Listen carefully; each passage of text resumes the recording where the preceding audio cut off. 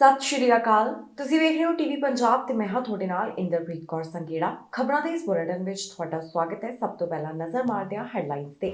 ਅੰਤਰਰਾਸ਼ਟਰੀ ਵਿਦਿਆਰਥੀਆਂ ਵਾਸਤੇ $9 ਲੱਖ ਦੀ ਗ੍ਰਾਂਟ ਦਾ ਐਲਾਨ। ਨਵੇਂ ਇਮੀਗ੍ਰੈਂਟਸ ਦੀ ਮਦਦ ਵਾਸਤੇ ਚੁੱਕਿਆ ਕਦਮ। ਕ੍ਰਿਟੀਕਲ ਵਰਕਰਸ ਵਾਸਤੇ ਨਵਾਂ ਐਲਾਨ। ਸ਼ੁਰੂ ਹੋਇਆ ਇਮੀਗ੍ਰੇਸ਼ਨ ਪ੍ਰੋਗਰਾਮ। ਇਮੀਗ੍ਰੇਸ਼ਨ ਦੀ ਸਾਲਾਨਾ ਰਿਪੋਰਟ ਹੋਈ ਪੇਸ਼। ਜਾਣੋ ਕਿੰਨੇ ਪ੍ਰਵਾਸੀ ਹੋਏ ਕੈਨੇਡਾ ਵਿੱਚ ਪੱਕੇ ਸਪਾਊਸ ਵੀਜ਼ਾ ਬਾਰੇ ਵੀ ਅਪਡੇਟ। 1 ਮਿਲੀਅਨ ਤੋਂ ਵੱਧ ਕੈਨੇਡਾ ਵਾਸੀ ਜੀ ਰਹੇ ਕੈਂਸਰ ਨਾਲ। ਹੈਰਾਨ ਕਰਨ ਵਾਲਾ ਅੰਕੜਾ ਆਇਆ ਸਾਹਮਣੇ। ਅੰਤਰਰਾਸ਼ਟਰੀ ਵਿਦਿਆਰਥੀਆਂ ਲਈ ਵੱਡਾ ਐਲਾਨ ਕੀਤਾ ਗਿਆ। ਇਹਨਾਂ ਵਿਦਿਆਰਥੀਆਂ ਵਾਸਤੇ $9 ਲੱਖ ਦੀ ਗ੍ਰਾਂਟ ਦੇ ਬਾਰੇ ਐਲਾਨ ਕੀਤਾ ਗਿਆ। ਦਰਅਸਲ ਜਿਹੜੇ ਹੋਰ ਦੇਸ਼ਾਂ ਤੋਂ ਵਿਦਿਆਰਥੀ ਨਿਊ ਬਰਨਜ਼ਵਿਕ ਸੂਬੇ ਦੇ ਵਿੱਚ ਪੜ੍ਹਨ ਦੇ ਲਈ ਆ ਰਹੇ ਹਨ, ਉਹਨਾਂ ਵਾਸਤੇ ਹੁਣ ਸਰਕਾਰ ਵੱਲੋਂ ਇੱਕ ਨਵਾਂ ਕਦਮ ਚੁੱਕਿਆ ਗਿਆ। ਜਿਹੜੇ ਵਿਦਿਆਰਥੀ ਸੂਬੇ ਵਿੱਚ ਆ ਰਹੇ ਨੇ ਉਹਨਾਂ ਵਿੱਚ ਜ਼ਿਆਦਾਤਰ ਯੂਕਰੇਨ ਦੇ ਨਾਲ ਸੰਬੰਧਿਤ ਦੱਸੇ ਗਏ ਨੇ। ਮੈਨੀਟੋਬਾ ਵੱਲੋਂ ਨਵੇਂ ਇਮੀਗ੍ਰੈਂਟਸ ਵਾਸਤੇ ਇੱਕ ਵੱਡਾ ਕਦਮ ਚੁੱਕਿਆ ਗਿਆ, ਜਿਸ ਨਾਲ ਨਵੇਂ ਇਮੀਗ੍ਰੈਂਟਸ ਨੂੰ ਰਾਹਤ ਮਿਲੇਗੀ। ਮੈਨੀਟੋਬਾ ਵੱਲੋਂ ਸਕੂਲ ਦੇ ਵਿੱਚ ਦਾਖਲ ਹੋਣ ਵਾਲੇ ਨਵੇਂ ਇਮੀਗ੍ਰੈਂਟਸ ਦੀ ਮਦਦ ਵਾਸਤੇ ਦਿੱਤੀ ਜਾਣ ਵਾਲੀ ਗ੍ਰਾਂਟ ਦੇ ਵਿੱਚ ਵਾਧਾ ਕੀਤਾ ਹੈ। ਐਲਾਨ ਮੁਤਾਬਕ ਗ੍ਰਾਂਟ ਵਿੱਚ $9 ਲੱਖ ਦਾ ਵਾਧਾ ਕੀਤਾ ਜਾਵੇਗਾ। ਮੈਨੀਟੋਬਾ ਸਰਕਾਰ ਵੱਲੋਂ ਇਸ ਬਾਰੇ ਜਾਣਕਾਰੀ ਸਾਂਝੀ ਕਰਦਿਆਂ ਕਿਹਾ ਗਿਆ ਕਿ ਯੂਕਰੇਨ ਰਸ਼ੀਆ ਯੁੱਧ ਤੋਂ ਜਿਹੜੇ ਨੌਜਵਾਨ ਮੈਨੀਟੋਬਾ ਦੇ ਵਿੱਚ ਆ ਰਹੇ ਹਨ, ਉਹਨਾਂ ਵਿੱਚੋਂ ਸਕੂਲਾਂ ਅੰਦਰ ਦਾਖਲ ਹੋਣ ਵਾਲਿਆਂ ਦੀ ਹੁਣ ਮਦਦ ਕੀਤੀ ਜਾਵੇਗੀ। ਇਸ ਸਭ ਦੌਰਾਨ ਪ੍ਰੋਵਿੰਸ ਸਰਕਾਰ ਨੇ ਕਿਹਾ ਹੈ ਕਿ ਨਵੇਂ ਆਏ ਵਿਦਿਆਰਥੀਆਂ ਦੀ ਮਦਦ ਵਾਸਤੇ ਸਕੂਲਾਂ ਨੂੰ ਦਿੱਤੀ ਜਾਣ ਵਾਲੀ ਫੰਡਿੰਗ ਦੇ ਵਿੱਚ $9 ਲੱਖ ਦਾ ਵਾਧਾ ਕੀਤਾ ਜਾ ਰਿਹਾ ਹੈ। ਇਸ ਬਾਰੇ ਐਜੂਕੇਸ਼ਨ ਮਿਨਿਸਟਰ ਵੱਲੋਂ ਸਾਰੀ ਜਾਣਕਾਰੀ ਸਾਂਝੀ ਕੀਤੀ ਗਈ, ਜਿੱਥੇ ਉਹਨਾਂ ਕਿਹਾ ਕਿ ਸਾਨੂੰ ਵਾਧੂ ਮਦਦ ਦੀ ਜ਼ਰੂਰਤ ਮਹਿਸੂਸ ਹੋ ਰਹੀ ਸੀ। ਮਿਨਿਸਟਰ ਦਾ ਕਹਿਣਾ ਹੈ ਕਿ ਇਸ ਇਨਵੈਸਟਮੈਂਟ ਦੇ ਨਾਲ ਯੁੱਧ ਪ੍ਰਭਾਵਿਤ ਦੇਸ਼ਾਂ ਤੋਂ ਜਿਹੜੇ ਲੋਕ ਆ ਰਹੇ ਨੇ, ਇਸ ਦੇ ਮੱਦੇਨਜ਼ਰ ਸਾਡੇ ਸਕੂਲਾਂ ਅਤੇ ਸਕੂਲੀ ਡਿਵੀਜ਼ਨਾਂ ਨੂੰ ਉਹਨਾਂ ਦੀ ਮਦਦ ਕਰਨ ਵਾਸਤੇ ਸਹਾਇਤਾ ਪ੍ਰਦਾਨ ਕੀਤੀ ਜਾਵੇਗੀ।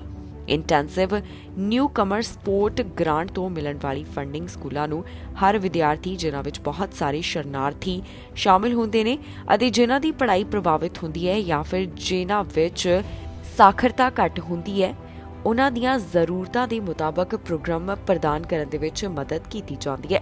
ਇਸ ਗ੍ਰਾਂਟ ਵਿੱਚ ਵਾਧੇ ਤੋਂ ਬਾਅਦ ਇਸ ਸਾਲ ਦੀ ਫੰਡਿੰਗ ਦੁੱਗਣੀ ਹੋ ਜਾਵੇਗੀ, ਜੋ ਕਿ 1.8 ਮਿਲੀਅਨ ਤੋਂ ਵੱਧ ਦੱਸੀ ਜਾ ਰਹੀ ਹੈ। ਦੱਸ ਦਈਏ ਕਿ ਪਿਛਲੇ 6 ਹਫ਼ਤਿਆਂ ਵਿੱਚ ਵਿਨੀਪੈਗ ਦੇ ਰਿਵਰ ਈਸਟ ਟ੍ਰੈਸਕੋਨਾ ਸਕੂਲ ਡਿਵੀਜ਼ਨ ਵਿੱਚ 512 ਨਵੇਂ ਪ੍ਰਵਾਸੀ ਵਿਦਿਆਰਥੀਆਂ ਨੇ ਦਾਖਲਾ ਲਿਆ। ਸਕੂਲ ਡਿਵੀਜ਼ਨ ਦੀ CEO ਨੇ ਦੱਸਿਆ ਕਿ ਪਿਛਲੇ ਪੂਰੇ ਸਾਲ ਦੇ ਵਿੱਚ ਇਹਨੇ ਵਿਦਿਆਰਥੀ ਦਾਖਲ ਹੋਏ ਸਨ। ਇਨ੍ਹਾਂ ਵਿਦਿਆਰਥੀਆਂ ਵਿੱਚੋਂ 246 ਵਿਦਿਆਰਥੀ ਯੂਕਰੇਨ ਅਤੇ ਬਾਕੀ ਨਾਈਜੀਰੀਆ, ਭਾਰਤ ਤੇ ਫਿਲੀਪੀਨ ਤੋਂ ਹਨ। ਹੁਣ ਇਸ ਸਭ ਨੂੰ ਧਿਆਨ ਵਿੱਚ ਰੱਖਦਿਆਂ ਹੀ ਸਰਕਾਰ ਵੱਲੋਂ ਇੱਕ ਖਾਸ ਵੱਡਾ ਐਲਾਨ ਕੀਤਾ ਗਿਆ ਹੈ। ਕ੍ਰਿਟੀਕਲ ਵਰਕਰਸ ਵਾਸਤੇ ਇਮੀਗ੍ਰੇਸ਼ਨ ਨਾਲ ਜੁੜਿਆ ਹੋਇਆ ਵੱਡਾ ਐਲਾਨ ਕੀਤਾ ਗਿਆ, ਜਿੱਥੇ ਇਮੀਗ੍ਰੇਸ਼ਨ ਮੰਤਰੀ ਵੱਲੋਂ ਵੀ ਇਸ ਬਾਰੇ ਡਿਟੇਲ ਸਾਂਝੀ ਕੀਤੀ ਗਈ ਹੈ। ਇਹਨਾਂ ਕ੍ਰਿਟੀਕਲ ਵਰਕਰਸ ਵਾਸਤੇ ਇੱਕ ਨਵਾਂ ਪ੍ਰੋਗਰਾਮ ਚਲਾਇਆ ਜਾ ਰਿਹਾ ਹੈ, ਜਿਸ ਦੇ ਨਾਲ ਜੋ ਕਾਮਿਆਂ ਦੀ ਘਾਟ ਹੈ ਉਸ ਨੂੰ ਵੀ ਪੂਰਾ ਕੀਤਾ ਜਾ ਸਕੇਗਾ। ਕੀ ਇਹ ਇਮੀਗ੍ਰੇਸ਼ਨ ਪਾਇਲਟ ਪ੍ਰੋਗਰਾਮ ਤੁਹਾਨੂੰ ਦੱਸਾਂਗੇ ਇਸ ਖਬਰ ਵਿੱਚ। ਇੱਕ ਨਵਾਂ ਇਮੀਗ੍ਰੇਸ਼ਨ ਪ੍ਰੋਗਰਾਮ ਸ਼ੁਰੂ ਕੀਤਾ ਜਾ ਰਿਹਾ ਹੈ, ਜਿਸ ਨਾਲ ਕਾਮਿਆਂ ਨੂੰ ਹੁਣ ਫਾਇਦਾ ਹੋਵੇਗਾ। ਨਿਊ ਬਰਨਜ਼ਵਿਕ ਤੋਂ ਇਹ ਜਾਣਕਾਰੀ ਸਾਹਮਣੇ ਆ ਰਹੀ ਹੈ, ਜਿੱਥੇ ਹੁਨਰਮੰਦ ਕਾਮਿਆਂ ਦੀ ਘਾਟ ਨੂੰ ਪੂਰਾ ਕਰਨ ਵਾਸਤੇ ਨਵਾਂ ਇਮੀਗ੍ਰੇਸ਼ਨ ਪ੍ਰੋਗਰਾਮ ਸ਼ੁਰੂ ਕੀਤਾ ਜਾ ਰਿਹਾ ਹੈ। ਇਸ ਪਾਇਲਟ ਪ੍ਰੋਗਰਾਮ ਦਾ ਐਲਾਨ ਕਰਦਿਆਂ ਫੈਡਰਲ ਇਮੀਗ੍ਰੇਸ਼ਨ ਮੰਤਰੀ ਵੱਲੋਂ ਕਾਫੀ ਗੱਲਾਂ ਦਾ ਜ਼ਿਕਰ ਕੀਤਾ ਗਿਆ। ਇਮੀਗ੍ਰੇਸ਼ਨ ਮੰਤਰੀ ਸ਼ੌਨ ਫਰੇਜ਼ਰ ਅਤੇ ਨਿਊ ਬਰਨਜ਼ਵਿਕ ਦੀ ਇਮੀਗ੍ਰੇਸ਼ਨ ਮਿਨਿਸਟਰ ਇਸ ਐਲਾਨ ਮੌਕੇ ਮੌਜੂਦ ਸਨ। ਇਸ ਦੌਰਾਨ ਬੋਲਦਿਆਂ ਮਿਨਿਸਟਰ ਦਾ ਕਹਿਣਾ ਹੈ ਕਿ ਨਿਊ ਬਰਨਜ਼ਵਿਕ ਦੇ ਵਿੱਚ ਵੱਖ-ਵੱਖ ਇਮੀਗ੍ਰੇਸ਼ਨ ਪ੍ਰੋਗਰਾਮ ਸਫਲਤਾਪੂਰਵਕ ਚੱਲ ਰਹੇ ਹਨ। ਉਨ੍ਹਾਂ ਕਿਹਾ ਕਿ ਅਸੀਂ ਧੰਨਵਾਦੀ ਹਾਂ ਕਿ ਫੈਡਰਲ ਸਰਕਾਰ ਨੇ ਇਸ ਪ੍ਰੋਗਰਾਮ ਵਾਸਤੇ ਸਾਡੇ ਪ੍ਰੋਵਿੰਸ ਨੂੰ ਚੁਣਿਆ। ਇਸ ਤੋਂ ਇਲਾਵਾ ਉਹ ਕਹਿੰਦੇ ਨੇ ਕਿ ਇਸ ਨਾਲ ਜਿੱਥੇ ਸਕਿਲਡ ਵਰਕਰਸ ਨੂੰ ਰੋਜ਼ਗਾਰ ਮਿਲੇਗਾ, ਉੱਥੇ ਪ੍ਰੋਵਿੰਸ ਵਿੱਚ ਕਾਮਿਆਂ ਦੀ ਘਾਟ ਵੀ ਪੂਰੀ ਹੋ ਸਕੇਗੀ। ਇਸ ਤੋਂ ਇਲਾਵਾ ਇਮੀਗ੍ਰੇਸ਼ਨ ਮੰਤਰੀ ਸ਼ੌਨ ਫਰੇਜ਼ਰ ਵੱਲੋਂ ਵੀ ਆਪਣੇ ਵਿਚਾਰ ਸਾਂਝੇ ਕੀਤੇ ਗਏ, ਜਿੱਥੇ ਉਹਨਾਂ ਕਿਹਾ ਕਿ ਨਵੇਂ ਆਏ ਕਾਮੇ ਵੱਖ-ਵੱਖ ਕੰਮਾਂ ਨੂੰ ਸਫਲ ਬਣਾਉਂਦੇ ਨੇ। New Brunswick critical worker pilot programme ਇੱਕ ਨਵੇਕਲਾ ਪ੍ਰੋਗਰਾਮ ਹੈ, ਜੋ ਕਿ ਇੰਪਲਾਇਰਸ ਨੂੰ ਆਪਣੀਆਂ ਜ਼ਰੂਰਤਾਂ ਪੂਰੀਆਂ ਕਰਨ ਦੇ ਵਿੱਚ ਮਦਦ ਕੀਤਾ ਜਾਵੇਗਾ। ਇਸ ਪ੍ਰੋਗਰਾਮ ਵਿੱਚ 6 ਕੰਮਾਂ ਨੂੰ ਸ਼ਾਮਿਲ ਕੀਤਾ ਗਿਆ ਹੈ, ਜੋ ਕਿ ਆਉਣ ਵਾਲੇ ਵਰਕਰਸ ਨੂੰ ਭਾਸ਼ਾ ਦੀ ਮੁਹਾਰਤ ਸੰਬੰਧੀ ਟ੍ਰੇਨਿੰਗ ਤੋਂ ਇਲਾਵਾ ਸੈਟਲਮੈਂਟ ਦੇ ਵਿੱਚ ਵੀ ਮਦਦ ਕਰਨਗੇ। ਨਿਊ ਬਰਨਜ਼ਵਿਕ ਵਿੱਚ ਇਸ ਸਮੇਂ business immigration, express entry, skilled worker ਅਤੇ ਐਟਲਾਂਟਿਕ ਇਮੀਗ੍ਰੇਸ਼ਨ ਪ੍ਰੋਗਰਾਮ ਚੱਲ ਰਹੇ ਨੇ। ਜ਼ਿਕਰਯੋਗ ਹੈ ਕਿ ਕੈਨੇਡਾ ਦੇ ਵੱਖ-ਵੱਖ ਹਿੱਸਿਆਂ ਦੇ ਵਿੱਚ ਇਸ ਸਮੇਂ ਕਾਮਿਆਂ ਦੀ ਘਾਟ ਦੇਖਣ ਨੂੰ ਮਿਲ ਰਹੀ ਹੈ, ਜਿਸ ਬਾਰੇ ਇਮੀਗ੍ਰੇਸ਼ਨ ਦੇ ਪੱਖ ਤੋਂ ਵੀ ਕਈ ਤਰ੍ਹਾਂ ਦੇ ਕਦਮ ਚੁੱਕੇ ਜਾ ਰਹੇ ਨੇ। ਪਿਛਲੇ ਦਿਨੀ ਅੰਤਰਰਾਸ਼ਟਰੀ ਵਿਦਿਆਰਥੀਆਂ ਵਾਸਤੇ ਵੀ ਲੇਬਰ ਦੀ ਘਾਟ ਨੂੰ ਧਿਆਨ ਵਿੱਚ ਰੱਖਦਿਆਂ ਹੀ ਕਦਮ ਚੁੱਕਿਆ ਗਿਆ, ਜਿੱਥੇ ਉਹਨਾਂ ਦੇ ਉੱਪਰ ਜੋ ਕੁਝ ਸਮਾਂ ਕੰਮ ਕਰਨ ਦੀ ਸ਼ਰਤ ਸੀ ਉਸ ਨੂੰ ਖਤਮ ਕਰ ਦਿੱਤਾ ਗਿਆ। ਹੁਣ ਜਾਣਕਾਰੀ ਨਿਊ ਬਰਨਸਵਿਕ ਸੂਬੇ ਤੋਂ ਸਾਹਮਣੇ ਆਈ ਹੈ, ਜਿੱਥੇ ਸਕਿਲਡ ਵਰਕਰਸ ਨੂੰ ਫਾਇਦਾ ਹੋਵੇਗਾ। ਉਹਨਾਂ ਵਾਸਤੇ ਨਵਾਂ ਇਮੀਗ੍ਰੇਸ਼ਨ ਪ੍ਰੋਗਰਾਮ ਸ਼ੁਰੂ ਕੀਤਾ ਜਾ ਰਿਹਾ ਹੈ। ਇਮੀਗ੍ਰੇਸ਼ਨ ਦੇ ਬਾਰੇ ਸਾਲਾਨਾ ਰਿਪੋਰਟ ਪੇਸ਼ ਕੀਤੀ ਗਈ, ਜਿੱਥੇ ਦੱਸਿਆ ਗਿਆ ਕਿ 1 ਸਾਲ ਦਾ ਟਾਰਗੇਟ ਪੂਰਾ ਹੋ ਗਿਆ, ਕਿੰਨੇ ਪੀਆਰ ਦਾ ਸਵਾਗਤ ਕੀਤਾ ਗਿਆ ਅਤੇ ਕਿੰਨੇ ਸਪਾਊਸ ਵੀਜ਼ਾ ਵਾਲੇ ਕੈਨੇਡਾ ਦੇ ਵਿੱਚ ਆਏ ਨੇ। ਇਸ ਬਾਰੇ ਸਾਰੀ ਡਿਟੇਲ ਸਾਂਝੀ ਕੀਤੀ ਗਈ ਹੈ। ਇਸ ਤੋਂ ਇਲਾਵਾ ਟੀਆਰ 2 ਪੀਆਰ ਪ੍ਰੋਗਰਾਮ ਦੇ ਬਾਰੇ ਵੀ ਦੱਸਿਆ ਗਿਆ। IRCC ਵੱਲੋਂ ਇੱਕ ਸਾਲਾਨਾ ਰਿਪੋਰਟ ਜਾਰੀ ਕੀਤੀ ਗਈ, ਜਿੱਥੇ ਦੱਸਿਆ ਗਿਆ ਕਿ ਹੁਣ ਤੱਕ ਕਿੰਨੇ ਪੀਆਰ ਦਾ ਸਵਾਗਤ ਕੈਨੇਡਾ ਦੇ ਵਿੱਚ ਕੀਤਾ ਗਿਆ, ਕਿੰਨੇ ਸਪਾਊਸ ਵੀਜ਼ਾ ਵਾਲੇ ਕੈਨੇਡਾ ਦੇ ਵਿੱਚ ਆਏ ਤੇ ਹੋਰ ਵੀ ਅਲੱਗ-ਅਲੱਗ ਕੈਟੇਗਰੀਜ਼ ਦਾ ਜ਼ਿਕਰ ਉਹਨਾਂ ਵੱਲੋਂ ਸਾਂਝਾ ਕੀਤਾ ਗਿਆ। ਜਿੱਥੇ IRCC ਵੱਲੋਂ ਦੱਸਿਆ ਗਿਆ ਕਿ ਕਰੋਨਾ ਪੈਂਡੇਮਿਕ ਦੇ ਪ੍ਰਭਾਵ ਤੋਂ ਬਾਅਦ ਇਮੀਗ੍ਰੇਸ਼ਨ ਦਾ ਪੱਧਰ ਕੈਨੇਡਾ ਦੇ ਵਿੱਚ ਕਿਸ ਤਰ੍ਹਾਂ ਦਰਜ ਕੀਤਾ ਗਿਆ। ਜੋ ਅੰਕੜੇ ਸਾਹਮਣੇ ਆਏ ਨੇ ਉਹਨਾਂ ਤੋਂ ਪਤਾ ਚੱਲਿਆ ਹੈ ਕਿ ਸਾਲ 2021 ਦੌਰਾਨ ਸਾਰੀਆਂ ਕੈਟੇਗਰੀਜ਼ ਦੇ ਤਹਿਤ ਰਿਕਾਰਡ ਤੋੜ ਅੰਕੜੇ ਦਰਜ ਕੀਤੇ ਗਏ ਨੇ। ਇਮੀਗ੍ਰੇਸ਼ਨ ਲੈਵਲਸ ਪਲਾਨ ਸਾਲ 2022 ਤੋਂ ਸਾਲ 2024 ਦੌਰਾਨ ਟਾਰਗੇਟ ਤੈਅ ਕੀਤਾ ਗਿਆ ਕਿ ਸਾਲ 2024 ਦੇ ਆਖਿਰ ਤੱਕ 4,51,000 ਨਵੇਂ ਪੀਆਰ ਦਾ ਸਵਾਗਤ ਕੀਤਾ ਜਾਵੇਗਾ। ਸਾਲ 2022 ਦੇ ਵਾਸਤੇ ਇਹ ਅੰਕੜਾ 4,32,000 ਦਾ ਦੱਸਿਆ ਗਿਆ। ਸਾਲ 2021 ਦੇ ਵਿੱਚ ਇਸ ਟਾਰਗੇਟ ਨੂੰ ਲੈ ਕੇ ਰਿਕਾਰਡ ਬਣਾਇਆ ਗਿਆ, ਜਿੱਥੇ ਵੱਧ ਪੀਆਰ ਦਾ ਕੈਨੇਡਾ ਦੇ ਵਿੱਚ ਸਵਾਗਤ ਕੀਤਾ ਗਿਆ। ਜੋ ਅੰਕੜਾ ਸਾਂਝਾ ਕੀਤਾ ਗਿਆ ਉਸ ਤੋਂ ਪਤਾ ਚੱਲਿਆ ਹੈ ਕਿ ਸਾਲ ਦੇ ਵਿੱਚ 4,05,000 ਨਵੇਂ ਪੀਆਰ ਦਾ ਸਵਾਗਤ ਕੀਤਾ ਗਿਆ, ਜਿਸ ਵਿੱਚ ਸਪਾਊਸ ਵੀਜ਼ਾ ਵਾਲਿਆਂ ਦੀ ਗਿਣਤੀ 2,52,971 ਦੱਸੀ ਗਈ। ਇਸ ਅੰਕੜੇ ਦੇ ਵਿੱਚ ਪ੍ਰਿੰਸੀਪਲ ਐਪਲੀਕੈਂਟਸ ਜਿਹੜੇ ਕਿ ਇਕਨੋਮਿਕ ਕਲਾਸ ਇਮੀਗ੍ਰੈਂਟਸ ਨੇ ਉਹਨਾਂ ਨੂੰ ਵੀ ਸ਼ਾਮਿਲ ਕੀਤਾ ਗਿਆ। ਹੁਣ ਕੈਨੇਡਾ ਵੱਲੋਂ ਇਕਨੋਮਿਕ ਕਲਾਸ ਇਮੀਗ੍ਰੇਸ਼ਨ ਪ੍ਰੋਗਰਾਮਸ ਸੰਬੰਧੀ ਕਈ ਤਰ੍ਹਾਂ ਦੇ ਕਦਮ ਚੁੱਕੇ ਜਾ ਰਹੇ ਨੇ। ਮੌਜੂਦਾ ਸਮੇਂ ਕੈਨੇਡਾ ਦੇ ਵਿੱਚ ਸਕਿਲਡ ਵਰਕਰਸ ਦੀ ਕਮੀ ਹੈ। ਬਹੁਤ ਸਾਰੀਆਂ ਨੌਕਰੀਆਂ ਖਾਲੀ ਪਈਆਂ ਨੇ, ਜਿਨ੍ਹਾਂ ਨੂੰ ਭਰਨ ਦੀ ਲਗਾਤਾਰ ਕੋਸ਼ਿਸ਼ ਜਾਰੀ ਹੈ। ਮੌਜੂਦਾ ਸਮੇਂ ਕੈਨੇਡਾ ਵਿੱਚ ਬੇਰੁਜ਼ਗਾਰੀ ਦਰ 5.2% ਦੇ ਉੱਪਰ ਦਰਜ ਕੀਤੀ ਗਈ ਹੈ। ਇਮੀਗ੍ਰੇਸ਼ਨ ਇਸ ਦੇ ਵਿੱਚ ਇੱਕ ਅਹਿਮ ਯੋਗਦਾਨ ਪਾਉਂਦਾ ਹੈ। ਇਮੀਗ੍ਰੇਸ਼ਨ ਦੇ ਉੱਪਰ 90% ਤੱਕ ਇਹ ਸਾਰੀਆਂ ਚੀਜ਼ਾਂ ਨਿਰਭਰ ਕਰਦੀਆਂ ਹਨ।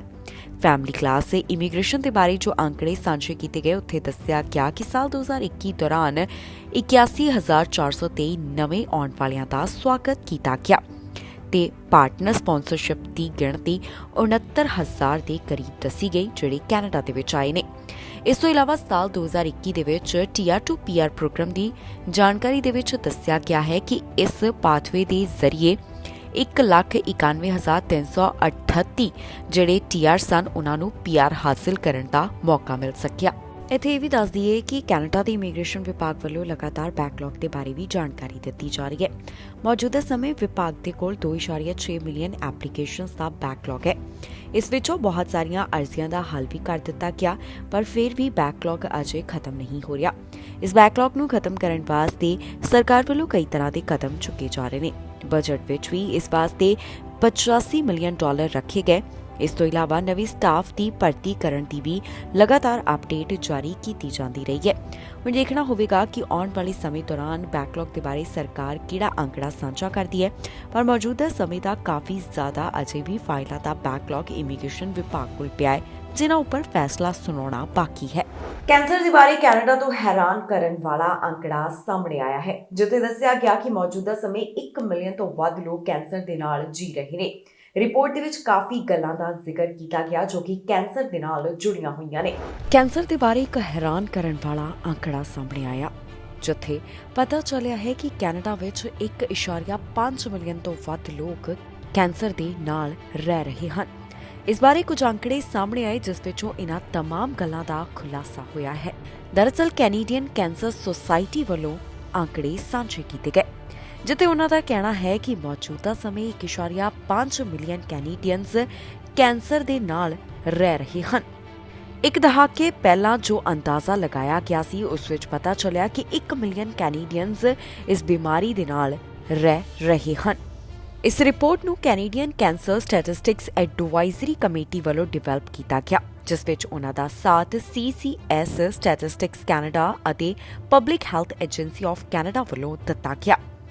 ਉਦਾਹਰਨ ਦੇ ਤੌਰ ਦੇ ਉੱਪਰ ਰਿਪੋਰਟ ਦੇ ਵਿੱਚ ਪਤਾ ਚੱਲਿਆ ਕਿ 60% ਲੋਕ ਕੈਨੇਡਾ ਵਿੱਚ ਕੈਂਸਰ ਦੇ ਨਾਲ ਪੀੜਤ ਹਨ। ਇਸ ਤੋਂ ਇਲਾਵਾ ਅਗਲੇ ਕੁਝ ਸਾਲਾਂ ਨੂੰ ਲੈ ਕੇ ਵੀ ਰਿਪੋਰਟ ਦੇ ਵਿੱਚ ਕਾਫੀ ਗੱਲਾਂ ਦਾ ਜ਼ਿਕਰ ਕੀਤਾ ਗਿਆ ਹੈ।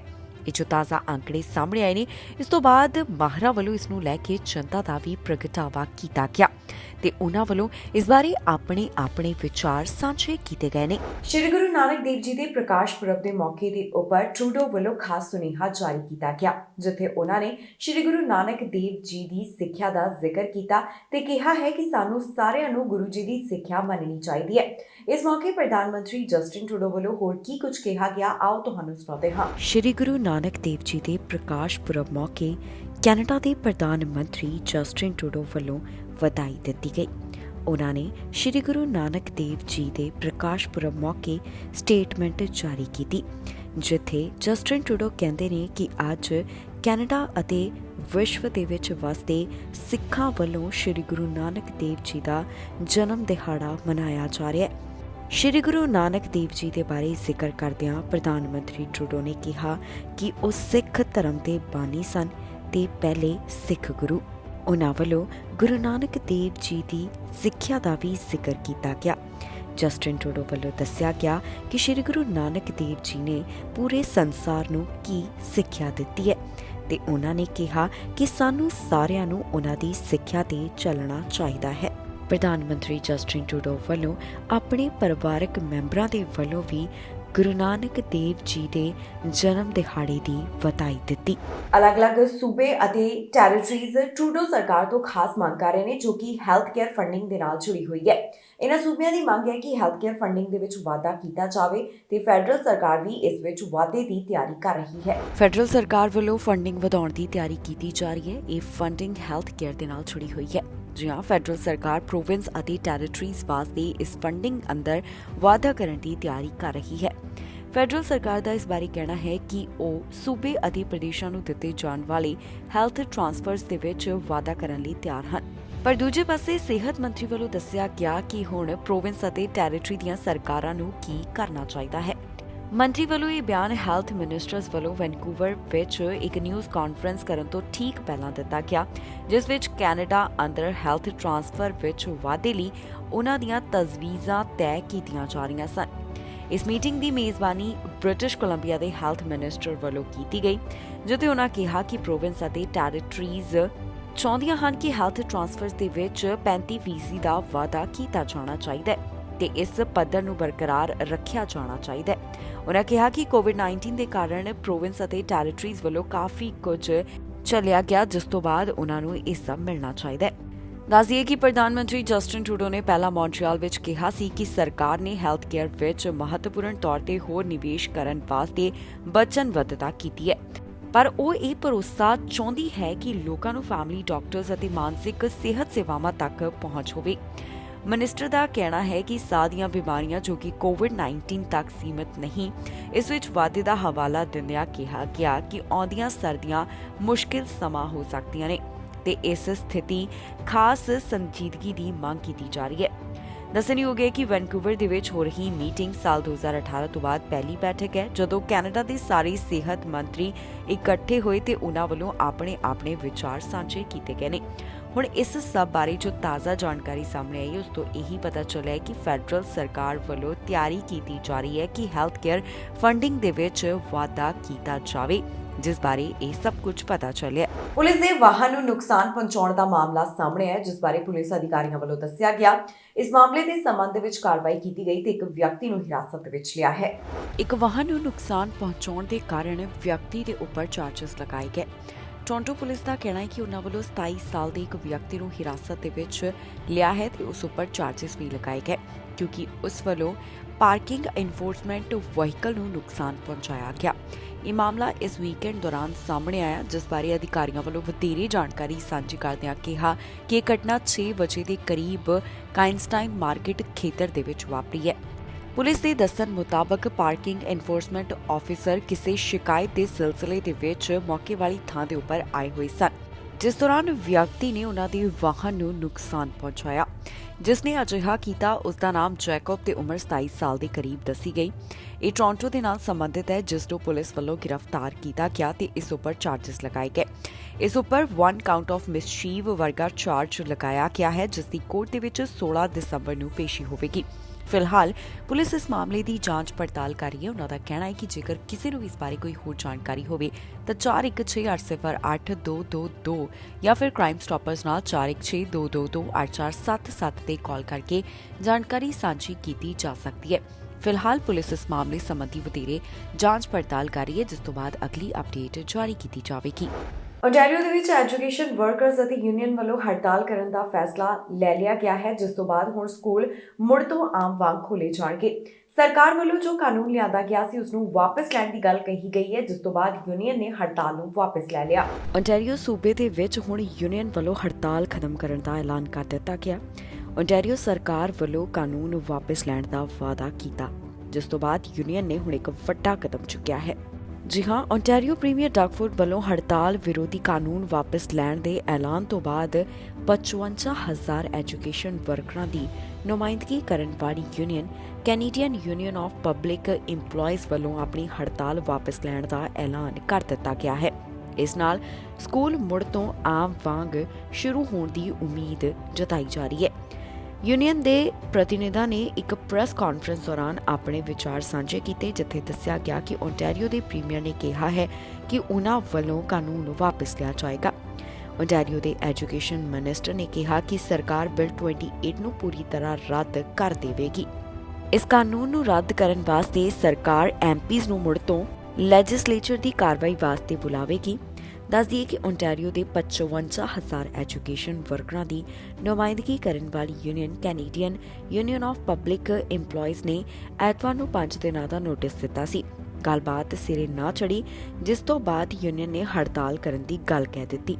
ਯੂਨੀਅਨ ਦੇ ਇਸ ਕਦਮ ਨੂੰ ਰੋਕਣ ਵਾਸਤੇ ਸਰਕਾਰ ਨੇ ਇੱਕ ਨਵਾਂ ਬਿੱਲ ਲਿਆਂਦਾ ਸੀ, ਜਿਸ ਵਿੱਚ ਹੜਤਾਲ ਕਰਨ ਵਾਲੇ ਹਰ ਮੁਲਾਜ਼ਮ ਨੂੰ $4,000 ਪ੍ਰਤੀ ਦਿਨ ਜੁਰਮਾਨਾ ਅਤੇ ਯੂਨੀਅਨ ਨੂੰ $5 ਲੱਖ ਦਾ ਜੁਰਮਾਨਾ ਲਗਾਉਣ ਦਾ ਪ੍ਰਸਤਾਵ ਸੀ। ਇਸ ਬਾਰੇ ਪ੍ਰਧਾਨ ਮੰਤਰੀ ਜਸਟਿਨ ਟਰੂਡੋ ਨੇ ਓਨਟਾਰੀਓ ਸਰਕਾਰ ਦੁਆਰਾ ਪੇਸ਼ ਕੀਤੇ ਵਿਵਾਦਿਤ ਵਰਕਰ ਕਾਨੂੰਨ ਵਿੱਚ ਜੋ ਕਲੌਜ਼ ਵਰਤਿਆ ਸੀ ਉਸ ਦੀ ਨਿੰਦਾ ਕੀਤੀ। ਦੱਸ ਦਈਏ ਕਿ ਸਾਲਾਨਾ 11.7% ਵਾਧੇ ਦੀ ਮੰਗ ਵਰਕਰਾਂ ਵੱਲੋਂ ਕੀਤੀ ਜਾ ਰਹੀ ਹੈ। ਯੂਨੀਅਨ ਵੱਲੋਂ ਤਨਖਾਹਾਂ ਦੇ ਵਿੱਚ ਸਾਲਾਨਾ 11.7% ਵਾਧੇ ਦੀ ਮੰਗ ਰੱਖੀ ਗਈ ਹੈ, ਜਿਸ ਦੇ ਜਵਾਬ ਵਿੱਚ ਸਰਕਾਰ ਨੇ $40,000 ਸਾਲਾਨਾ ਤੋਂ ਘੱਟ ਕਮਾਉਣ ਵਾਲੇ ਵਰਕਰਾਂ ਨੂੰ ਸਾਲਾਨਾ 2% ਵਾਧਾ ਤੇ ਬਾਕੀਆਂ ਵਾਸਤੇ ਸਾਲਾਨਾ 1.25% ਵਾਧੇ ਦੀ ਪੇਸ਼ਕਸ਼ ਕੀਤੀ। ਇਸ ਤੋਂ ਇਲਾਵਾ ਯੂਨੀਅਨ ਨੇ ਕੁਝ ਹੋਰ ਪ੍ਰਸਤਾਵ ਵੀ ਰੱਖੇ, ਜਿਸ ਵਿੱਚ ਓਵਰਟਾਈਮ ਵੇਲੇ ਮੌਜੂਦਾ ਰੇਟ ਨਾਲੋਂ ਦੁੱਗਣਾ ਭੁਗਤਾਨ, ਐਜੂਕੇਸ਼ਨ ਅਸਿਸਟੈਂਸ ਦੀ ਅਤੇ ਅਰਲੀ ਚਾਈਲਡਹੁੱਡ ਐਜੂਕੇਟਰਸ ਦੀ ਤਿਆਰੀ ਵਾਸਤੇ 30 ਮਿੰਟ ਦਾ ਪੇਡ ਸਮਾਂ ਅਤੇ ਬੈਨੀਫਿਟ ਦੇ ਵਿੱਚ ਵਾਧਾ ਸ਼ਾਮਿਲ ਹੈ।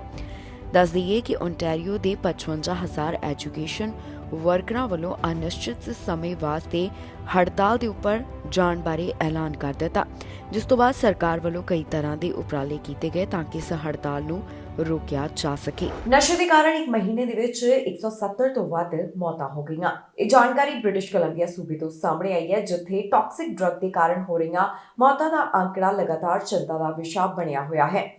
ਹੁਣ ਤੱਕ ਇਸ ਸਾਲ ਦੌਰਾਨ ਕਾਫੀ ਲੋਕਾਂ ਦੀ ਜਾਨ ਜਾ ਚੁੱਕੀ ਹੈ, ਜਿਸ ਦਾ ਅੰਕੜਾ 1000 ਤੋਂ ਵੱਧ ਦਾ ਸਾਂਝਾ ਕੀਤਾ ਗਿਆ ਹੈ। ਅੰਦਾਜ਼ੇ ਮੁਤਾਬਕ ਦੱਸਿਆ ਗਿਆ ਕਿ ਹਰ ਮਹੀਨੇ 150 ਤੋਂ ਵੱਧ ਲੋਕਾਂ ਦੀ ਮੌਤ ਹੋ ਰਹੀ ਹੈ। ਬ੍ਰਿਟਿਸ਼ ਕੋਲੰਬੀਆ ਦੇ ਵਿੱਚ ਨਸ਼ੇ ਕਾਰਨ ਹੋਣ ਵਾਲੀਆਂ ਮੌਤਾਂ ਦਾ ਅੰਕੜਾ ਚਿੰਤਾ ਦਾ ਵਿਸ਼ਾ ਬਣਿਆ ਹੋਇਆ ਹੈ। ਇਸ ਅੰਕੜੇ ਦੇ ਵਿੱਚ ਲਗਾਤਾਰ ਵਾਧਾ ਦਰਜ ਕੀਤਾ ਜਾ ਰਿਹਾ ਹੈ। ਤਾਜ਼ਾ ਜਾਣਕਾਰੀ ਮੁਤਾਬਕ ਸਾਲ 2022 ਹੁਣ ਤੱਕ ਟੌਕਸਿਕ ਡਰੱਗ ਦੇ ਕਾਰਨ ਬ੍ਰਿਟਿਸ਼ ਕੋਲੰਬੀਆ ਸੂਬੇ ਵਿੱਚ 1600 ਤੋਂ ਵੱਧ ਮੌਤਾਂ ਹੋ ਚੁੱਕੀਆਂ ਨੇ। ਫੈਡਰਲ ਸਰਕਾਰ ਵੱਲੋਂ ਐਲਾਨ ਕਰਦਿਆਂ ਕਿਹਾ ਗਿਆ ਕਿ ਹੁਣ ਉਨ੍ਹਾਂ ਵੱਲੋਂ ਬ੍ਰਿਟਿਸ਼ ਕੋਲੰਬੀਆ ਦੇ ਵਿੱਚ ਆਮ ਲੋਕਾਂ ਲਈ ਕਈ ਕਦਮ ਚੁੱਕੇ ਜਾਣਗੇ। ਦੱਸੀਏ ਕਿ ਬ੍ਰਿਟਿਸ਼ ਕੋਲੰਬੀਆ ਕਾਰਨਰਸ ਸਰਵਿਸ ਵੱਲੋਂ ਮਹੀਨੇ ਦੇ ਬਾਰੇ ਇੱਕ ਤਾਜ਼ਾ ਅੰਕੜਾ ਪੇਸ਼ ਕੀਤਾ ਗਿਆ, ਜਿੱਥੇ ਦੱਸਿਆ ਗਿਆ ਕਿ ਸਤੰਬਰ ਮਹੀਨੇ ਦੌਰਾਨ ਟੌਕਸਿਕ ਡਰੱਗ ਕਾਰਨ 171 ਲੋਕਾਂ ਦੀ ਜਾਨ ਚਲੀ ਗਈ। ਇਸ ਸਾਲ ਹੁਣ ਤੱਕ 1646 ਲੋਕ ਆਪਣੀ ਜਾਨ ਗਵਾ ਬੈਠੇ ਨੇ। ਜੋ ਅੰਕੜੇ ਸਾਹਮਣੇ ਆ ਰਹੇ ਨੇ ਉਹਨਾਂ ਤੋਂ ਪਤਾ ਚੱਲ ਰਿਹਾ ਹੈ ਕਿ ਹਰ ਮਹੀਨੇ 150 ਦੇ ਕਰੀਬ ਲੋਕਾਂ ਦੀ ਇਸ ਨਸ਼ੇ ਦੇ ਕਾਰਨ ਜਾਨ ਜਾ ਰਹੀ ਹੈ। ਬ੍ਰਿਟਿਸ਼ ਕੋਲੰਬੀਆ ਸੂਬੇ ਵੱਲੋਂ ਇਸ ਨੂੰ ਲੈ ਕੇ ਜੋ ਐਮਰਜੈਂਸੀ ਐਲਾਨੀ ਗਈ ਉਸ ਤੋਂ ਬਾਅਦ ਹੁਣ ਤੱਕ 10,000 ਤੋਂ ਵੱਧ ਮੌਤਾਂ ਹੋ ਚੁੱਕੀਆਂ ਨੇ। ਇਸ ਸਭ ਦੇ ਬਾਰੇ ਮੰਤਰੀ ਵੀ ਲਗਾਤਾਰ ਆਪਣੇ ਵਿਚਾਰ ਸਾਂਝੇ ਕਰ ਰਹੇ ਨੇ ਤੇ ਉਹਨਾਂ ਵੱਲੋਂ ਦੱਸਿਆ ਜਾ ਰਿਹਾ ਹੈ ਕਿ ਇਸ ਨੂੰ ਕਾਬੂ ਕਿਸ ਤਰ੍ਹਾਂ ਕੀਤਾ ਜਾਵੇਗਾ। ਜੋ ਨਸ਼ੇ ਦੇ ਬਾਰੇ ਇੱਕ ਰਿਪੋਰਟ ਪੇਸ਼ ਕੀਤੀ ਗਈ ਉਸ ਤੋਂ ਪਤਾ ਚੱਲਿਆ ਹੈ ਕਿ ਸਭ ਤੋਂ ਵੱਧ ਮੌਤਾਂ ਕਿਸ ਉਮਰ ਵਰਗ ਦੇ ਨਾਲ ਜੁੜੀਆਂ ਹੋਈਆਂ ਨੇ। ਜੋ ਮੌਤਾਂ ਦਾ ਅੰਕੜਾ ਸਾਂਝਾ ਕੀਤਾ ਗਿਆ ਉਸ ਵਿੱਚ 70% ਤੋਂ ਵੱਧ ਲੋਕ 30 ਸਾਲ ਤੋਂ 59 ਸਾਲ ਦੇ ਵਿਚਕਾਰ ਦੱਸੇ ਜਾ ਰਹੇ ਨੇ। ਬ੍ਰੈਂਪਟਨ ਦੇ ਇੱਕ ਵਿਅਕਤੀ ਵੱਲੋਂ ਕੈਨੇਡਾ ਵਿੱਚ ਨਸ਼ਾ ਲੈ ਕੇ ਆਉਣ ਦੀ ਕੋਸ਼ਿਸ਼ ਕੀਤੀ ਜਾ ਰਹੀ ਸੀ, ਪਰ ਬਾਰਡਰ ਅਧਿਕਾਰੀਆਂ ਨੇ ਕਾਰਵਾਈ ਕੀਤੀ। ਬਾਰਡਰ ਅਧਿਕਾਰੀਆਂ ਦੇ ਹੱਥ ਵੱਡੀ ਸਫਲਤਾ ਲੱਗੀ ਹੈ ਤੇ ਉਹਨਾਂ ਨੇ ਵਿਅਕਤੀ ਨੂੰ ਹਿਰਾਸਤ ਦੇ ਵਿੱਚ ਲਿਆ ਜਿਸ ਵੱਲੋਂ ਕੋਕੇਨ ਲਿਆਉਣ ਦੀ ਕੋਸ਼ਿਸ਼ ਕੀਤੀ ਜਾ ਰਹੀ ਸੀ। ਨਸ਼ੇ ਖਿਲਾਫ ਪੁਲਿਸ ਵੱਲੋਂ ਵੱਡੀ ਕਾਰਵਾਈ ਕੀਤੀ ਗਈ ਹੈ ਜਿਸ ਵੱਲੋਂ ਕੈਨੇਡਾ ਦੇ ਵਿੱਚ ਨਸ਼ਾ ਲਿਆਂਦਾ ਜਾ ਰਿਹਾ ਸੀ। ਉਸ ਵਿਅਕਤੀ ਨੂੰ ਪੁਲਿਸ ਵੱਲੋਂ ਹਿਰਾਸਤ ਦੇ ਵਿੱਚ ਲਿਆ ਗਿਆ। ਜਾਣਕਾਰੀ ਮੁਤਾਬਕ ਇਸ ਵਿਅਕਤੀ ਵੱਲੋਂ 188 ਸਸਪੈਕਟਡ ਕੋਕੇਨ ਦੀਆਂ ਬ੍ਰਿਕਸ ਕੈਨੇਡਾ ਵਿੱਚ ਲਿਆਉਣ ਦੀ ਕੋਸ਼ਿਸ਼ ਕੀਤੀ ਜਾ ਰਹੀ ਸੀ। ਪੁਲਿਸ ਅਧਿਕਾਰੀਆਂ ਦਾ ਕਹਿਣਾ ਹੈ ਕਿ ਉਹਨਾਂ ਨੇ ਕਾਰਵਾਈ ਕਰਦਿਆਂ 68 ਸਾਲਾ ਬ੍ਰੈਂਪਟਨ ਨਿਵਾਸੀ ਨੂੰ ਹਿਰਾਸਤ ਦੇ ਵਿੱਚ ਲਿਆ। ਹੁਣ ਇਸ ਮਾਮਲੇ ਬਾਰੇ ਕੈਨੇਡਾ ਬਾਰਡਰ ਸਰਵਿਸਿਜ਼ ਏਜੰਸੀ ਵੱਲੋਂ ਨਿਊਜ਼ ਰਿਲੀਜ਼ ਦੌਰਾਨ ਜਾਣਕਾਰੀ ਸਾਂਝੀ ਕੀਤੀ ਗਈ, ਜਿੱਥੇ ਦੱਸਿਆ ਕਿ 17 ਅਕਤੂਬਰ ਵਾਲੇ ਦਿਨ ਇੱਕ commercial truck Canada US border ਦੇ ਉੱਪਰ ਆਇਆ, ਜਿੱਥੇ ਉਹਨਾਂ ਨੇ ਜਾਂਚ ਪੜਤਾਲ ਕੀਤੀ। CBSA ਅਧਿਕਾਰੀਆਂ ਦਾ ਕਹਿਣਾ ਹੈ ਕਿ ਡਰਾਈਵਰ ਨੂੰ ਸੈਕੰਡਰੀ ਸਕਰੀਨਿੰਗ ਦੇ ਵਾਸਤੇ ਭੇਜਿਆ ਗਿਆ। ਜਾਂਚ ਦੌਰਾਨ ਉਹਨਾਂ ਨੂੰ ਪਤਾ ਚੱਲਿਆ ਕਿ ਇਸ ਵਿਅਕਤੀ ਵੱਲੋਂ 188 ਇੱਟਾਂ ਸਸਪੈਕਟਡ ਕੋਕੇਨ ਦੀਆਂ ਲਿਆਉਣ ਦੀ ਕੋਸ਼ਿਸ਼ ਕੀਤੀ ਜਾ ਰਹੀ ਸੀ। ਫਿਰ ਪੁਲਿਸ ਵੱਲੋਂ ਕਾਰਵਾਈ ਕਰਦਿਆਂ ਇਸ ਨੂੰ ਹਿਰਾਸਤ ਦੇ ਵਿੱਚ ਲਿਆ ਗਿਆ, ਜਿਸ ਨੂੰ RCMP ਦੀ ਕਸਟਡੀ ਦੇ ਵਿੱਚ ਭੇਜ ਦਿੱਤਾ ਗਿਆ। ਪੁਲਿਸ ਅਧਿਕਾਰੀਆਂ ਵੱਲੋਂ ਇਸ ਬਾਰੇ ਵਧੇਰੇ ਜਾਣਕਾਰੀ ਸਾਂਝੀ ਕਰਦਿਆਂ ਜਿਸ ਵਿਅਕਤੀ ਨੂੰ ਹਿਰਾਸਤ ਦੇ ਵਿੱਚ ਲਿਆ ਗਿਆ ਉਸ ਦੀ ਪਹਿਚਾਣ ਵੀ ਜਨਤਕ ਕੀਤੀ ਹੈ, ਜਿਸ ਦਾ ਨਾਮ ਜਿਓਨ ਅਤੇ ਉਮਰ 68 ਸਾਲ ਦੇ ਕਰੀਬ ਦੱਸੀ ਗਈ, ਜੋ ਕਿ ਬ੍ਰੈਂਪਟਨ ਦੇ ਨਾਲ ਸੰਬੰਧਿਤ ਹੈ। ਕਾਰਵਾਈ ਕਰਦਿਆਂ ਇਸ ਉੱਪਰ ਕਈ ਚਾਰਜਸ ਲਗਾਏ ਗਏ ਨੇ। ਫਿਲਹਾਲ ਪੁਲਿਸ ਅਧਿਕਾਰੀਆਂ ਦਾ ਕਹਿਣਾ ਹੈ ਕਿ ਉਹ ਇਸ ਮਾਮਲੇ ਦੀ ਵਧੇਰੇ ਜਾਂਚ ਪੜਤਾਲ ਕਰ ਰਹੇ ਨੇ, ਜਿਸ ਤੋਂ ਬਾਅਦ ਅਗਲੀ ਅਪਡੇਟ ਜਾਰੀ ਕੀਤੀ ਜਾਵੇਗੀ। ਹੁਣ ਤੱਕ ਦੀ ਜਾਣਕਾਰੀ ਦੇ ਵਿੱਚ ਪੁਲਿਸ ਅਧਿਕਾਰੀਆਂ ਵੱਲੋਂ ਇਹਨਾਂ तमाम ਗੱਲਾਂ ਦਾ ਜ਼ਿਕਰ ਕੀਤਾ ਗਿਆ। ਪ੍ਰਧਾਨ ਮੰਤਰੀ ਜਸਟਿਨ ਟਰੂਡੋ ਵੱਲੋਂ ਇੱਕ ਖਾਸ ਵੱਡਾ ਐਲਾਨ ਕੀਤਾ ਗਿਆ, ਜਿੱਥੇ ਉਹਨਾਂ ਵੱਲੋਂ ਲੋਕਾਂ ਨੂੰ ਜੋੜਨ ਦੀ ਗੱਲ ਕੀਤੀ ਗਈ ਹੈ। ਪ੍ਰਧਾਨ ਮੰਤਰੀ ਜਸਟਿਨ ਟਰੂਡੋ ਵੱਲੋਂ ਇੰਟਰਨੈਟ ਸੇਵਾਵਾਂ ਦਾ ਜ਼ਿਕਰ ਕੀਤਾ। ਕੀ ਕਹਿਣਾ ਉਹਨਾਂ ਦਾ, ਆਓ ਤੁਹਾਨੂੰ ਸੁਣਾਉਂਦੇ ਹਾਂ। ਪ੍ਰਧਾਨ ਮੰਤਰੀ ਜਸਟਿਨ ਟਰੂਡੋ ਵੱਲੋਂ ਖਾਸ ਵੱਡਾ ਐਲਾਨ ਕੀਤਾ ਗਿਆ, ਜੋ ਕਿ ਹਾਈ ਸਪੀਡ ਇੰਟਰਨੈਟ ਦੇ ਨਾਲ ਜੁੜਿਆ ਹੋਇਆ ਸੀ। ਪ੍ਰਧਾਨ ਮੰਤਰੀ ਵੱਲੋਂ ਲੋਕਾਂ ਨੂੰ ਇੱਕ ਦੂਸਰੇ ਨਾਲ ਜੋੜਨ ਦੀ ਗੱਲ ਕੀਤੀ ਗਈ ਹੈ। ਉਹਨਾਂ ਵੱਲੋਂ ਇਸ ਮੌਕੇ ਕਿਹੜੀਆਂ ਗੱਲਾਂ ਦਾ ਜ਼ਿਕਰ ਕੀਤਾ ਗਿਆ, ਆਓ ਤੁਹਾਨੂੰ ਸੁਣਾਉਂਦੇ ਹਾਂ। Our government is focused on building an economy that works for all Canadians. That includes people living in rural and remote areas. In order to fully participate in the economy, you need to have reliable, high-speed internet. In the 21st century, connectivity is incredibly important. It means grandparents can have video calls with grandparents who live grandkids who live far away. It allows small businesses to connect with customers across the street, across the country, and around the world. And it's essential for both work and learning. Since 2019, we've been making transformative investments to connect communities across Canada through the Universal Broadband Fund. Our goal is to connect every community in every province and territory to high-speed internet. We have a plan to connect 98% of Canadians by 2026, and we're on track to beat that goal ahead of time. To make sure we keep up momentum, today we're announcing a major investment of almost $500 million, which will connect an additional 60,000 rural homes across Canada. ਇਸ ਦੇ ਨਾਲ ਹੀ ਜਾਂਦੇ ਇੱਕ ਵਾਰ ਫਿਰ ਤੋਂ ਨਜ਼ਰ ਮਾਰਦੇ ਹਾਂ ਹੈਡਲਾਈਨਸ ਤੇ। ਅੰਤਰਰਾਸ਼ਟਰੀ ਵਿਦਿਆਰਥੀਆਂ ਵਾਸਤੇ $9 ਲੱਖ ਦੀ ਗ੍ਰਾਂਟ ਦਾ ਐਲਾਨ, ਨਵੇਂ ਇਮੀਗ੍ਰੈਂਟਸ ਦੀ ਮਦਦ ਵਾਸਤੇ ਚੁੱਕਿਆ ਕਦਮ। ਕ੍ਰਿਟੀਕਲ ਵਰਕਰਸ ਵਾਸਤੇ ਨਵਾਂ ਐਲਾਨ, ਸ਼ੁਰੂ ਹੋਇਆ ਇਮੀਗ੍ਰੇਸ਼ਨ ਪ੍ਰੋਗਰਾਮ। ਇਮੀਗ੍ਰੇਸ਼ਨ ਦੀ ਸਾਲਾਨਾ ਰਿਪੋਰਟ ਹੋਈ ਪੇਸ਼, ਜਾਣੋ ਕਿੰਨੇ ਪ੍ਰਵਾਸੀ ਹੋਏ ਕੈਨੇਡਾ ਵਿੱਚ ਪੱਕੇ ਸਪਾਊਸ ਵੀਜ਼ਾ ਬਾਰੇ ਵੀ ਅਪਡੇਟ। 1 ਮਿਲੀਅਨ ਤੋਂ ਵੱਧ ਕੈਨੇਡਾ ਵਾਸੀ ਜੀ ਰਹੇ ਕੈਂਸਰ ਨਾਲ, ਹੈਰਾਨ ਕਰਨ ਵਾਲਾ ਆંકੜਾ ਆਇਆ ਸਾਹਮਣੇ। ਖਬਰਾਂ ਦੇ ਇਸ ਬੁਲੇਟਿਨ ਵਿੱਚ ਇੰਨਾ ਹੀ। ਫਿਲਹਾਲ ਮੈਨੂੰ ਇੰਦਰਪ੍ਰੀਤ ਕੌਰ ਸੰਗੇੜਾ ਨੂੰ ਦਿਓ ਇਜਾਜ਼ਤ ਤੇ ਤੁਸੀਂ ਵੇਖਦੇ ਰਹੋ TV ਪੰਜਾਬ।